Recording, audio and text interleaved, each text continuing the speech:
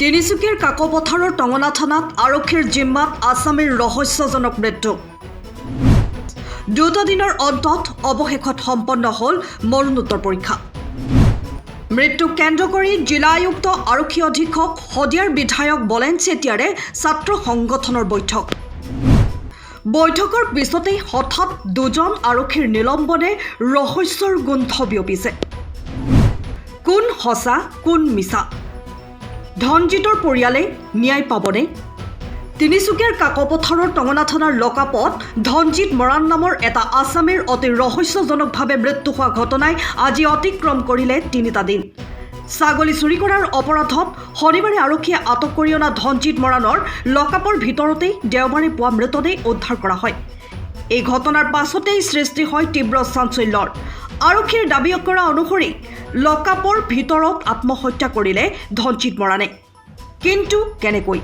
এই লৈ এতিয়াও তিনিচুকীয়াত অব্যাহত আছে গভীৰ উত্তেজনা। ইফালে মৃত ধনজিত মৰাণৰ পৰিয়ালৰ লোকক অৱগত নকৰাকৈয়ে মৰণোত্তৰ পৰীক্ষাৰ বাবে আৰক্ষীয়ে মৃতদেহ প্ৰেৰণ কৰিবলৈ লোৱাৰ বিষয়টোৱে অধিক ৰহস্যৰ সৃষ্টি কৰিছে। মন কৰিবলগীয়া যে মৰণোত্তৰ পৰীক্ষাৰ বাবে মৃতদেহ প্ৰেৰণ কৰাৰ পূৰ্বে সাক্ষ্য গ্ৰহণ কৰিছিল ধনজিতৰ পৰিয়ালৰে কোনো সম্পৰ্ক নথকা এটা দালালৰ। স্বাভাৱিকতেই এয়া এক অতি ৰহস্যজনক বিষয়।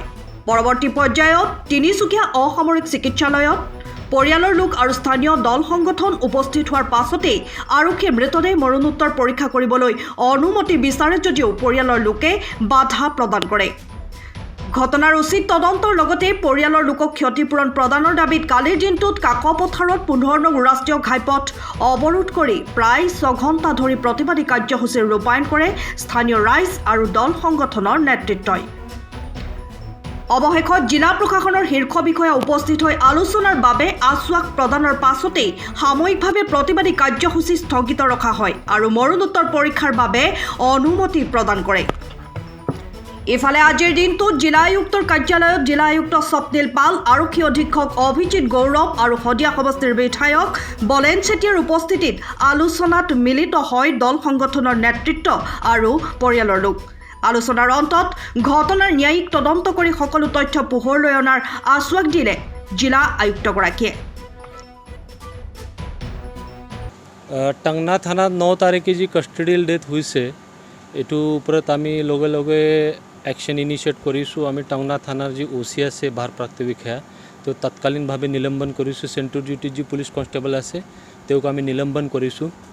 তাৰপিছত আমি যিখিনি প্ৰচেছ আছে এইটো আৰম্ভ কৰিছোঁ। আমি প্ৰথমটো ক্ৰিমিনেল কেছ এটা লৈছোঁ, যিখিনি পুলিচ অফিচাৰ তাতে প্ৰেজেণ্ট আছে, পুলিচ ফ'ৰ্চ আমাৰ তেখেতৰ ওপৰত আমি এটা ক্ৰিমিনেল কেছ লৈছোঁ আৰু এইটো ক্ৰিমিনেল কেছ ইণ্ডিপেণ্ডেণ্ট IO এইটো ইনভেষ্টিগেট কৰিব।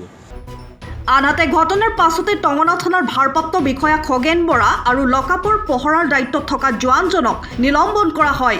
ঘটনা সন্দৰ্ভত টঙনা থানাত এক গোচৰ ৰুজু কৰাৰ লগতে এই সমগ্ৰ ঘটনা অন্য জিলাৰ স্বতন্ত্ৰ তদন্তকাৰী বিষয়াই তদন্ত কৰিব বুলি সদৰি কৰিছে আৰক্ষী অধীক্ষকগৰাকীয়ে। আনহাতে দণ্ডাধীশ পৰ্যায়ৰ তদন্ত আৰু ন্যায়িক তদন্তৰ বাবে পত্ৰ প্ৰেৰণ কৰাৰ লগতে মানৱ অধিকাৰ আয়োগকো বিষয়টো অৱগত কৰিছে আৰক্ষী অধীক্ষকগৰাকীয়ে। তাৰপিছত NHRC যি গাইডলাইন আছে এইটো গাইডলাইন মতে আমি গোটেইখিনি ৰিপৰ্ট আছে NHRCত পঠাইছোঁ। আমি মেজিষ্ট্ৰিয়েল ইনকুৱাৰীৰ কাৰণে আৰু জুডিচিয়েল ইনকুৱাৰীৰ কাৰণে আমি লিখিছোঁ আৰু পুলিচ প্ৰশাসন যিখিনি এইটো ইনভেষ্টিগেশ্যন চলিব জুডিচিয়াৰীৰ পৰা, মেজিষ্ট্ৰেটৰ পৰা আৰু NHRCৰ পৰা, এইটো কাৰণে আমি গোটেইখিনি এইটো কোঅপাৰেট কৰি দিম। ধন্যবাদ। এইটো আমাৰ ডিপাৰ্টমেণ্টৰ কথা নাই, এইটো মোৰ যি পুলিচ ডিপাৰ্টমেণ্টৰ যি কথা আছে এইটো আমি কৈছোঁ। ঠিক পোষ্টমৰ্টমটো হৈ গ'ল, তো ডেড বডি এইটো হেণ্ডঅভাৰ হোৱাৰ পিছত ফেমিলি এইটো কৰিব পাৰিব, নেক্সট এইটো কৰিব। ইফালে ধনজিত মৰাণৰ পৰিয়ালে দণ্ডাধীশ পৰ্যায়ৰ তদন্তৰ জৰিয়তে উচিত ন্যায় পাব বুলি সংবাদ মাধ্যমৰ আগত মন্তব্য প্ৰকাশ কৰে বিধায়ক বলিন চেতিয়াই। এইটো জুডিচিয়েল ইনকুৱাৰী এটা মানে এইটো হ'ব আৰু বাকী জিলা উপায়ুক্ত আজি সংগঠনৰ গোটেই নেতৃবৃন্দ আহিছিলে, পৰিয়ালৰ মানুহ আহিছিলে, গোটেইখিনি আলোচনা পুংখানুপুংখনে কৰা হ'ল। কাৰ গাফিলতি আছে, কি আছে, কেনেকুৱা ধৰণে আছে, আৰু SP আছিলে, DC আছিলে, তেওঁলোকেও গোটেই গুৰুত্ব সহকাৰে লৈছে আৰু এটা মেছেজ মানে এটা জুডিচিয়েল ইনকুৱাৰী হ'ব আৰু গোটেই ৰিপৰ্টখিনি অহাৰ পিছত এটা সিদ্ধান্ত কি লয় এই ৰিপৰ্টত আহিব। তাৰপিছতে আৰু জিলা উপায়ুক্তৰ ফালৰ পৰা যিখিনি সহায় কৰিব লাগে তেওঁ আমাক এছুৰেঞ্চ যে কথা দিছে সেইখিনি তেওঁ কৰাৰ মানে ব্যৱস্থা কৰিব আৰু এছ টিৰ ফালৰ পৰাও যাতে ইনকুৱাৰী ভালকৈ ইতিমধ্যে তাতে OC আৰু কনষ্টেবলজন মানুহক ছাছপেণ্ড কৰাই হৈছে যাতে ইনকুৱাৰীটোত যাতে কোনো ধৰণৰ বাধা নহয় তাৰ বাবে ব্যৱস্থা লৈছে আৰু এটা আমি ভাবোঁ এটা ন্যায় পৰিয়ালে পাব।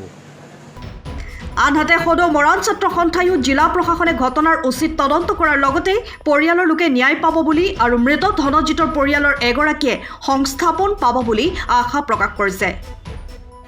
আজি কিছু মুহূৰ্তৰ আগতে ইয়াৰ তিনিচুকীয়া জিলাৰ আয়ুক্ত কাৰ্যালয়তে আমাৰ যোৱা টঙনাত যিটো ঘটনা সংঘটিত হৈছিলে টঙনা থানাত সেই ঘটনাটোৰ সন্দৰ্ভত আলোচনাৰ বাবে আমাক নিমন্ত্ৰণ জনাইছিলে।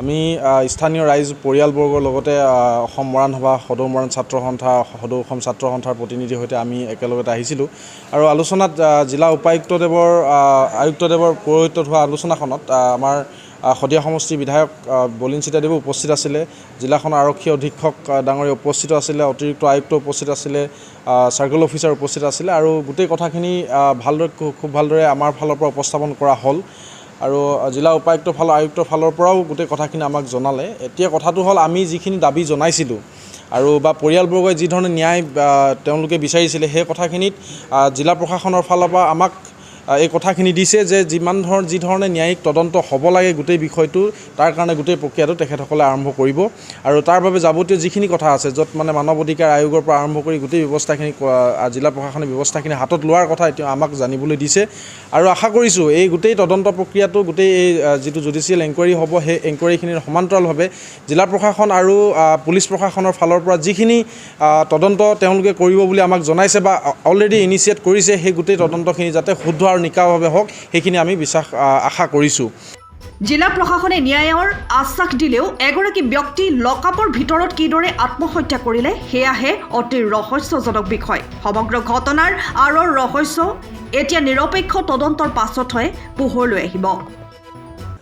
নাই, প্ৰথম কথাটো হ'ল চিন্স এইটো এটা কাষ্টডিয়েল ডেথৰ কেছ, চ' আমাৰ যিটো ফাৰ্ষ্ট ষ্টেপ যেতিয়া মই খবৰটো পালোঁ মই ডিষ্ট্ৰিক্ট এণ্ড ছেশ্যন জাজক লেটাৰ লিখিলোঁ জুডিচিয়েল এনকুৱাৰীৰ কাৰণে আৰু NHRC national human rights commission আৰু Assam state human rights commission যিটো আছে এই দুটা ইনষ্টিটিউশ্যনকো আমি জনালোঁ কি এনেকুৱা এটা কেছ হৈছে আমাৰ নজৰত আহিছে। চ' এতিয়া জুডিচিয়েল এনকুৱাৰী প্ৰথম ষ্টেপ যোৱা কাইলৈ ইতিমধ্যে পষ্টমৰ্টম কৰা হ'ল বুলি আমি খবৰটো পাইছোঁ। চ' এতিয়া ফাইনেলি কি হৈছে একজেক্টলি এইটোতো জুডিচিয়েল এনকুৱাৰীয়ে ক'ব আৰু মেজিষ্ট্ৰেটে ইতিমধ্যে ইনকুৱেষ্ট কৰিছে, ইনকুৱেষ্ট ৰিপৰ্ট আহিছে। চ' আমাৰ গোটেইখিনি বেচিছটো হ'ব জুডিচিয়েল এনকুৱাৰীৰ ওপৰত। এইটো এটা ইণ্ডিপেণ্ডেণ্ট ইম্পাৰ্চিয়েল এনকুৱাৰী জুডিচিয়াৰীয়ে কৰিব। চ' তাৰ আগতে আমি একো কমেণ্ট কৰিব নোৱাৰোঁ কি একজেক্টলি হৈছিলে। নেক্সট দ্বিতীয়তে ৰিগাৰ্ডিং পৰিয়ালৰ কিছুমান হেৰিৰ কথা আছে, তো কম্পেনচেশ্যনটো এনেকুৱা ধৰণৰ ক্ষেত্ৰত ডিজাষ্টাৰৰ নিচিনা নহয় কি আমি ডাইৰেক্টলি DDMA ফাণ্ডৰ পৰা দিব পাৰোঁ। চ' তাৰ যিকেইটা ফৰ্মেলিটি আছে কেনেকুৱাকৈ প্ৰচেছ হয় গোটেইখিনি বস্তু পৰিয়ালক বুজাই দিয়া হ'ল কি এইটো এটা পাৰ্টিকুলাৰ কম্পিটেণ্ট অথৰিটিৰ পৰা মানে অৰ্ডাৰ আহিলেই আমি এইটো প্ৰচেছ কৰিব পাৰিম, নহ'লে ডাইৰেক্টলি কৰা নহ'ব। আৰু অফক'ৰ্ছ আমি এতিয়া চিন্স পৰিয়ালটো তেনেকুৱা এটা হেৰি হ'ল তো তেওঁৰ চৰকাৰী ফালৰ পৰা যেনেকুৱা যিমান আঁচনি আছে, চ' আঁচনিকেইখন যদি কিবা তেনেকুৱা ধৰণৰ হেল্প কৰা যায়, চ' এইটো মই তেখেতৰ পৰিয়ালক অলৰেডি জনালোঁ আৰু তেখেতসকলেও কৈছে কি নহয় কি তেখেতসকলেও যিকেইটা সাহাৰ্য আমাৰ ফালৰ পৰা কৰিব পৰা আছে, চ' এইটো আমি কৰিম। এতিয়া তেওঁলোকক মই এতিয়াও খবৰটোতো মই পোৱা নাই, কিন্তু জাষ্ট মিটিংটো শেষ হ'ল। চ' তেখেতসকলে আমিও আহ্বান জনাইছোঁ কি তেওঁলোকে PM যিহেতু হৈ গ'ল কি তেওঁলোকে মৃতদেহটো ল'ব পাৰে। চ' এতিয়া তেওঁলোকে ডিচিশ্যনটো ল'ব, এতিয়াও কোনো ডিচিশ্যন মোক এতিয়ালৈকে দিয়া নাই। তিনিচুকীয়াৰ পৰা Ajay Sharma report, Time of Assam.